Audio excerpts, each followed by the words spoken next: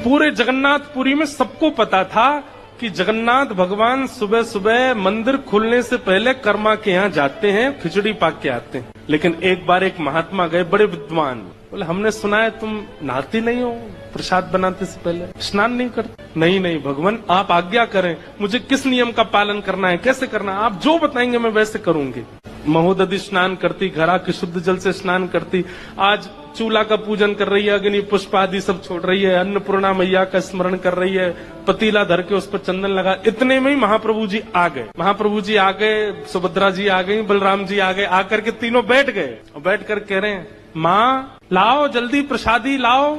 कर्मा भाई बोले रुक जा, अभी कढ़ाई का पूजन चल रहा है। ठाकुर जी बोले हैं ये क्या हो रहा है, कढ़ाई का पूजन? सुभद्रा जी बोली आज देख रहे हो माँ के केश कढ़े हुए हैं, बढ़िया जूड़ा बना है, आज नहा धो के बना रही है। बलराम जी बोले वो सब तो ठीक है, हमारी मंगला आरती का समय हो रहा है। और जी कर्मा भाई अभी तक ये कढ़ाई को ही पूजन कर रही है।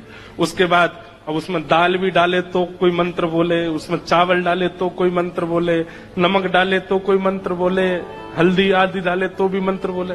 इसी बात के लिए जल्दी कर माँ जल्दी कर, इसीलिए उनका नाम कर्मा पड़ा। लेकिन ब्रह्म मुहूर्त निकल गया, ठाकुर जी की मंगला आरती का समय हो गया और ठाकुर जी खिचड़ी आधी अधूरी पाकर के दौड़े श्री मंदिर की ओर। क्यों? पुजारी द्वार खोल रहे हैं। और उस दिन ठाकुर जी ने कर्माबाई के प्रसादी को पूर्ण ग्रहण नहीं। कर्माबाई मंदिर गई, प्रणाम करके आई, ठाकुर जी से बोली जय जय, आज आपने आरोगा नहीं। बोले देख हमारी एक बात सुन, एक तो तैने आज बहुत विलंब किया, तैने बहुत समय लगाया, और दूसरी बात बुरी लगेगी लेकिन वास्तव आज तेरी खिचड़ी में स्वाद ही नहीं था। कर्माबाई बोली मैं तो आपके वैदिक नियमों का पालन कर रही थी, स्नान करके, ध्यान करके, समुद्र में स्नान करके, पूजन करके, अन्नपूर्णा प्रणाम ये सब करके।